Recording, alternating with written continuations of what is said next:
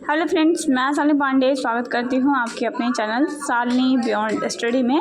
कल मैंने आपको 15 क्वेश्चन करा रखे थे और आज की सीरीज़ में मैं आपको अगले 15 क्वेश्चन कराने वाले हूँ, जिसमें हम पूरी तरह से 30 क्वेश्चन कर रहे होंगे। शॉर्ट टाइप के क्वेश्चन होंगे बट एग्जाम में इक्वली बेनिफिट करेंगे आपको। जैसे लॉन्ग टाइप के क्वेश्चन आपने अगर वो 3 वीडियोज़ देखे होंगे, जैसे वो सारे क्वेश्चन आपके लिए हेल्पफुल हो सकते हैं, वही वैसे सेम ये क्वेश्चन भी आपके एग्जाम के लिए बहुत ज़्यादा हेल्पफुल होंगे, क्योंकि ओवरऑल सिलेबस से निकाल कर ये क्वेश्चन बनाए गए हैं। कुछ प्रीवियस ईयर के क्वेश्चन लिए गए हैं, बाकी मैंने प्रीवियस ईयर करा रखा था आपको, इस वजह से इसमें मैंने खुद से बहुत सारे क्वेश्चन बनाए हुए हैं। प्रीवियस ईयर के 2-4 क्वेश्चन ही इसमें इंक्लूड कर रखा है, बाकी मैंने आपको प्रीवियस ईयर करवा रखा है, आप वो वीडियो ज़रूर देख लेंगे।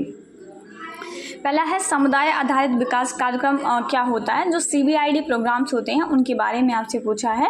हमने आपको बताया था कि CBID प्रोग्राम जो है वो भारत और ऑस्ट्रेलिया के सहयोग से साइन किया जाता है, एक समझौता ज्ञापन होता है और CBR को बेहतर करना ही इसका मेन उद्देश्य होता है। तो समाज के निर्माण पर ये केंद्रित आपका एक कार्यक्रम होता है जो समाज का कल्याण करना चाहते हैं, और जहां हम विकलांग लोगों को अपने समुदाय के अन्य लोगों की तरह, मतलब विकलांग लोग जैसे हमारे समुदाय में अन्य लोगों को सुविधाएं दी जाती है, वैसे हम विकलांग लोगों को भी सुविधाएं देने के लिए जो हमारा CBR का कार्यक्रम चलता है, उसी CBR कार्यक्रम के माध्यम से उसको थोड़ा बेहतर करके बच्चों को, विकलांग बच्चों को सुविधाएँ देने की बात की जा रही है, सामाजिक और विकास लाभों तक उनकी पहुँच हो सके, इसके लिए जो है ये आपका कार्यक्रम लाया गया था। और ये सामुदायिक गतिशीलता की रीढ़ कहा जाता है CBID कार्यक्रम को। तो ये अगर आपसे ये पूछा जाए कि सामुदायिक गतिशीलता की रीढ़ किसे माना जाता है, तो जो आपका CBID प्रोग्राम्स होते हैं उन्हीं को हम कहते हैं। अगला है लगाव का सिद्धांत किसके द्वारा प्रतिपादित किया गया है। तो ये जॉन बॉल्बी का नाम आपने सुना होगा, उन्होंने लगाव का सिद्धांत दिया था। लगाव का सिद्धांत बेसिकली ये था कि अगर एक बच्चे को अपने पेरेंट्स से या अपने फैमिली मेम्बर से और ख़ास करके माँ से अगर उसे बेहद प्यार और मतलब सम्मान मिल रहा है, उसकी बातों को माता पिता जो है वो ज़्यादा से ज़्यादा उसको मतलब बातों को मानते हैं, मानने का मतलब है कि उनका समर्थन करते हैं पूरी तरह से, तो उससे बच्चे का डेवलपमेंट बेहतर होगा। लेकिन अगर माता पिता का लगाव जो है वो बच्चे के प्रति कम होगा तो बच्चे का डेवलपमेंट भी कम होगा। यही सिद्धांत था जो कि जॉन बॉल्बी के द्वारा दिया गया था, इसे हम लगाव का सिद्धांत कहते हैं, तो ये आप ध्यान रखेंगे। अगला है सबसे छोटी सामाजिक जैविक इकाई क्या होती है। तो समाज की सबसे छोटी जैविक इकाई जो माना जाता है वो परिवार को माना जाता है, तो ये चीज़ें आप ध्यान रखेंगे, ये बहुत ज़्यादा इंपॉर्टेंट है और ये PYQ का क्वेश्चन है, ठीक है, 2018 में ये पूछा गया क्वेश्चन है, तो इन चीज़ों को भी ध्यान रखेंगे। अगला है परिवार में माता या पत्नी के पास सारे अधिकार होते हैं, इस प्रकार के परिवार को किस नाम से जानते हैं। आप लोगों में परिवार के प्रकार दे रखे हैं, जिसमें बहुत सारे प्रकार दे रखे हैं, जिसमें सत्ता के आधार पर परिवार का विभाजन किया गया है। तो वहाँ पर एक मातृ सत्तात्मक होता है, एक पितृ सत्तात्मक होता है। पितृ सत्तात्मक का मतलब है कि जहाँ पर घर के जितने भी डिसीजन होते हैं वो पिता के हाथ में होते हैं, पिता ही डिसीजन जो है वो लेता है, वो पितृ सत्तात्मक होता है। लेकिन जहाँ पर घर के जितने अधिकार हैं वो माँ के पास हो, जितने अधिकार का मतलब है कि जैसे घर में क्या बेहतर होगा, क्या कितना खर्चा कहाँ करना है, ये सारे जो अधिकार हैं अगर वो माँ के पास होते हैं तो वो परिवार जो होता है वो मातृ सत्तात्मक परिवार होता है।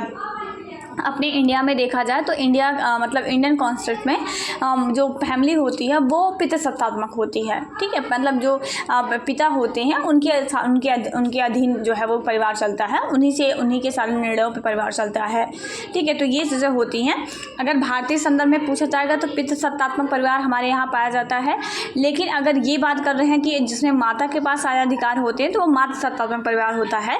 ये भी परिवार हमारे भारत में पाए जाते हैं, मतलब अधिकतर परिवार जो पाए जाते हैं वो पितृ सत्तात्मक पाए जाते हैं, ठीक है। भले ही पिता के पीछे माता का हाथ रहता है कि माता के द्वारा, जैसे आपका प्रेसिडेंट और हम बात करते हैं प्राइम मिनिस्टर का रोल होता है, सेम ऐसा ही अपने यहाँ चलता है कि दिखाने को तो जो है वो पिता सारे हेड हैं, लेकिन पीछे से जो मतलब दे रही होती है, जो प्राइम मिनिस्टर का काम कर रही होती है, हमारी जो मदर्स होती हैं, वो आपके घर में भी सेम ऐसा ही होता होगा। बताइएगा आप लोगों के घर में कि आपके पितृ सत्तात्मक आपका परिवार है या माता सत्तात्मक आपका परिवार है। वैसे जहाँ तक मुझे जानकारी है अधिकतर परिवार पितृ सत्तात्मक ही होंगे, भले ही वो प्राइम मिनिस्टर का काम मदर कर रही हों और सिर्फ प्रेसिडेंट का काम पिता कर रहे हों, लेकिन फिर भी हमारे यहाँ पितृ सत्तात्मक परिवार ही पाया जाता है। अगला है परामर्श तथा निर्देशन दोनों मतलब सेम संप्रत्यय होते हैं, तो गलत है, मतलब दोनों सेम नहीं होते हैं, अलग अलग हैं दोनों। परिवार की गलत मनोवृत्ति श्रवण बाधित बच्चों को शीघ्र हस्तक्षेप उपलब्ध कराने में मदद करती है, तो ये भी गलत हो जाए, क्योंकि अगर परिवार की नकारात्मक मनोवृत्ति है, मतलब उनके सोचने समझने का जो तरीका है वो किसी चीज़ को लेकर उनका नज़रिया अगर नकारात्मक है विकलांगता को लेकर, तो वो मदद नहीं करेगा शीघ्र हस्तक्षेप में, एक बाधा के रूप में काम करेगा। ठीक है, तो इंपॉर्टेंट है, ध्यान रखिएगा इन चीज़ों को। नेक्स्ट है आपका जो अस्थि विकलांग बच्चे होते हैं, क्या उनको यातायात में अपने जो उपकरण होते हैं उनको निःशुल्क ले जाने की अनुमति होती है? तो ये आपका बिल्कुल सही हो जाएगा। देखिए आपने अपने वैसे सिलेबस में अभी है नहीं कि आप जो है वो छूट के बारे में पढ़ें, विकलांग बच्चों को दी जाने वाली सहायता के बारे में पढ़ें, क्योंकि प्रीवियस ईयर में क्वेश्चन पूछे गए थे, तो मैंने ऐड कर दिया है। और आप लोग ज़रूर एक बार ज़रूर चीज़ों को देख लेंगे कि जो विकलांग बच्चों को सुविधाएँ दी जाती हैं वो किस प्रकार की सुविधा दी जाती है। ठीक है, यातायात में क्या सुविधा होती है और एजुकेशन में कितना % उनको जो है वो रिलैक्सेशन मिलता है, ये सब चीज़ें थोड़ा देख करके जाएंगे, इंपॉर्टेंट है, पूछा जा सकता है। अगला है गृह प्रशिक्षण, और एक बात यहाँ पर ध्यान रखेंगे, उनको यातायात की शुल्क में कोई छूट नहीं होता है। मतलब यातायात शुल्क का मतलब है कि जैसे अगर हम बात करते हैं तो जो हवाई जहाज़ का जो मतलब जो उनकी पेमेंट होता है वो तो उन्हें करना पड़ता है अपने यातायात का, लेकिन मतलब अपने जो उपकरण ले जाते हैं जैसे बैसाखी ले जा रहे हैं, तो फिर उसका जो होता है वहाँ पर उनको कोई चार्ज नहीं देना पड़ता एक्स्ट्रा। वो अपने सामान के साथ उसे मतलब जैसे जितना वजन ले जाना चाहिए, अगर उनकी बैसाखी का वजन उससे ज़्यादा पड़ रहा है तो वो अपनी बैसाखी को फ्री ऑफ कॉस्ट ले जा सकते हैं। अगला है गृह प्रशिक्षण बच्चे के साथ परिवार के सभी सदस्यों को दिया जाता है, तो ये बिल्कुल मतलब दे सकते हैं। बहुत सारी चीज़ें हैं जो परिवार के साथ मतलब बच्चे के साथ परिवार को भी सिखाई जाती हैं। अगला है CBRE कार्यक्रम का आधार समुदाय होता है, तो बिल्कुल ठीक है, समुदाय ही मेन उसका सोर्स होता है और उसी समुदाय को लेकर के हम जो है बच्चों को सुविधाएं देते हैं, तो ये आपका सही हो जाएगा। अगला है ग्रामीण समुदाय की विशेषता में कर्मकांडों में अपार विश्वास आ सकता है, तो बिल्कुल आ सकता है। जो गाँव के लोग होते हैं, मतलब जो ग्रामीण समुदाय के मेम्बर्स होते हैं, ज़्यादातर वो ऐसे प्राकृतिक इन्वायरमेंट के साथ जुड़े रहते हैं, तो ऐसे भूत प्रेत में या किसी कर्मकांड में उनका जो बिलीव होता है वो ज़्यादा होता है किसी रूरल एरिया के जो आपके कम्युनिटी होती है उससे।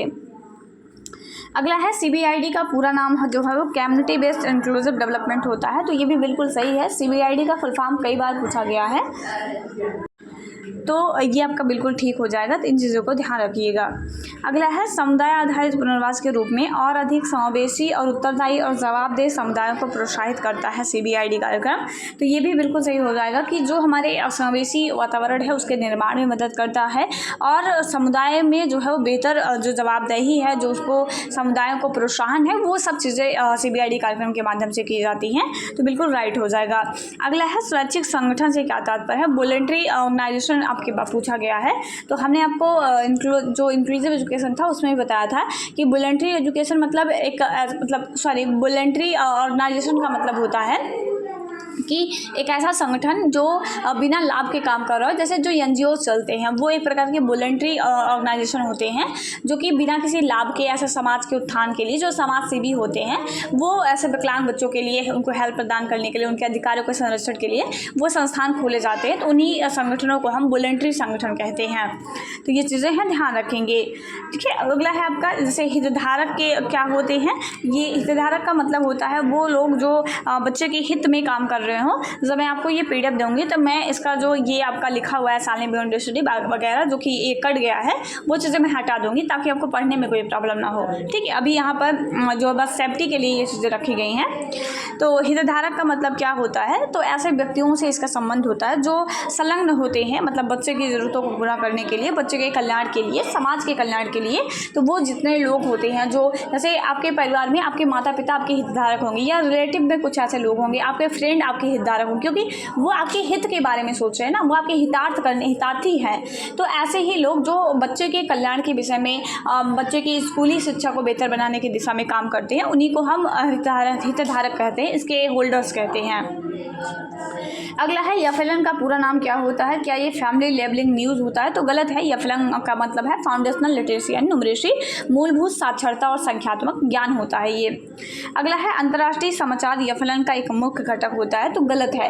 हम बच्चे को यफलन का मतलब होता है कि बुनियादी चीज़ें सिखाएंगे, ठीक है। यफलन मतलब बुनियादी चीज़ों का ज्ञान होता है। अंतर्राष्ट्रीय शांति सुरक्षा या मतलब देश विदेश की जो जानकारियाँ हैं वो सब चीज़ें यहाँ यफलन में नहीं होती हैं, ठीक है, तो ये गलत हो जाएगा।